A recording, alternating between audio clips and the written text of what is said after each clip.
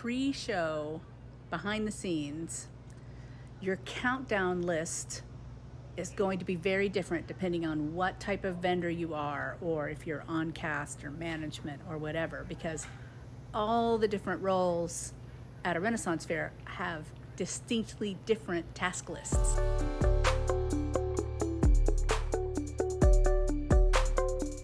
Hello, my darlings. It is 21 days until the Texas Renaissance Festival opens. And so for myself as a food vendor, that means this is the last semi-lazy Saturday for the next 3 months. We have, next week, we're going to have bakers in, and we will have a training day on Saturday for new employees about how to cook our recipes. And we'll feed all of our crew and make sure everybody knows where they're supposed to park and all of those things. The following weekend is dress rehearsal, where they have to already know all those things and be in costume for the counter and be in their speaking the King's English on the counter to whatever guests or surprise folks might walk by. And then on the 12th of October, we will open for the season and be open for 8 weekends. The baking that we're doing on the 28th is because this festival does a big media push every year before the show, and the food vendors are a big part of that.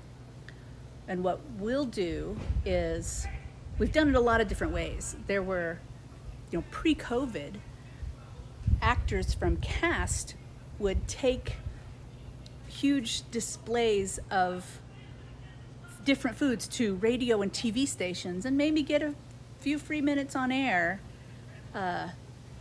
which was, I don't like to call things a nightmare, but it was a logistical challenge to keep food the right temperature, getting to different parts of the city at different early morning moments. It meant someone was up at 4 a.m. cooking turkey legs and then arranging the hot hold equipment and fitting them into people's cars. It was a lot of work. COVID brought us that they didn't want strangers coming to the stations. And so we reworked what Media Day looked like.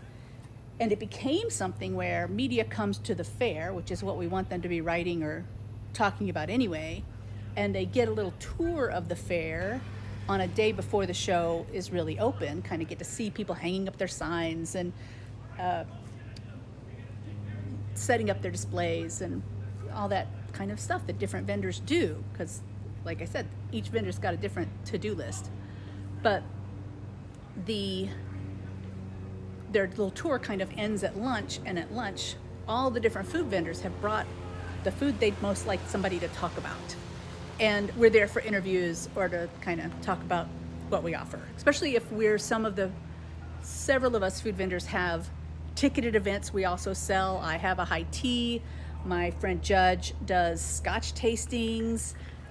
There's a pub crawl. There's a King's Feast.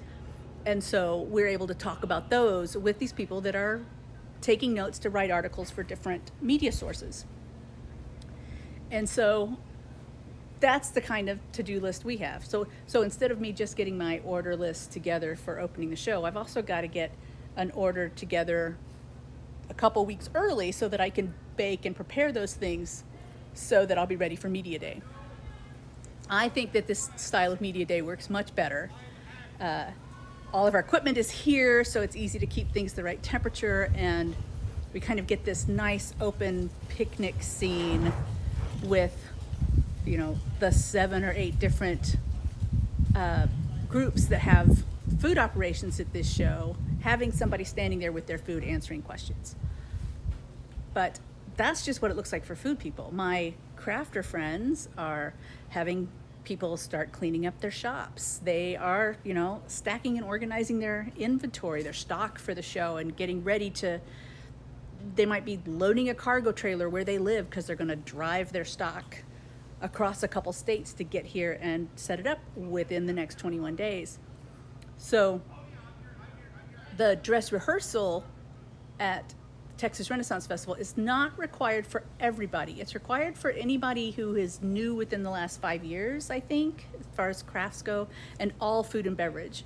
And that's kind of because we tend to hire more locals, and getting locals through some training for how to speak the King's English and what their costume ought to look like is a little more of a hump. So we kind of get tested on it before the show is open. So that'll be October 5th. And it's because it's a Saturday,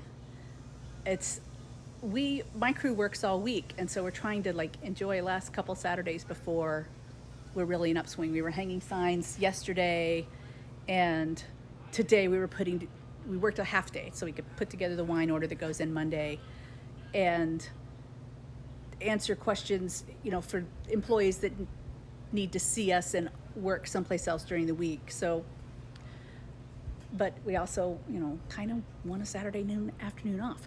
But the friends who are Texas residents who have a craft or a performance as their side hustle, they're out here working on their shops, and so it's also a nice day to not be tied to my desk and be able to walk around the site and say hi to people that I haven't seen in a year, So I love this time, when I come and check on my shops and check on equipment, check on buildings multiple times a year. But now I've got people zipping by on their cars, and I can see some of the signs up and see who got new signs done this year. I love the hand-painted sign, so it's looking for me. But it's starting, the buzz is starting to happen. Like the energy in the park grounds gets a little more effervescent in the month before a show. And I'll talk somewhere else about building schedules, because sometimes that is part of what it feels like before a show, and it depends entirely on what your geographic region is. Some southern shows don't allow any building in the months before the show opens, but that's not a word. Shows that are further north don't have a winter build season available, so there will be carpenters putting brand new shops up for that month, 2 months before the show opens, and so you kind of get to the excitement of seeing something new come in there too. So it's a piece of the industry that people don't get a lot of peeks at because we're not open to the public today. You're only out here if you're working out here right now. But it also makes this is kind of a family day for us. I know or have reason to know everybody that I see go by today. And it's one of the most beautiful parts of Renaissance Festival life is the community that we live in. And it's a nomadic community, so if you do travel to do multiple shows, it is probable that you do not do those shows with the same neighbors every time. So you have your friends at this show that you haven't seen in 10, 11 months, and a different group of friends that you get to live by at your springtime show. And it's part of what is lovely about this, or one of the bazillion things that's lovely about this. I hope you have a great day, because I'm having one.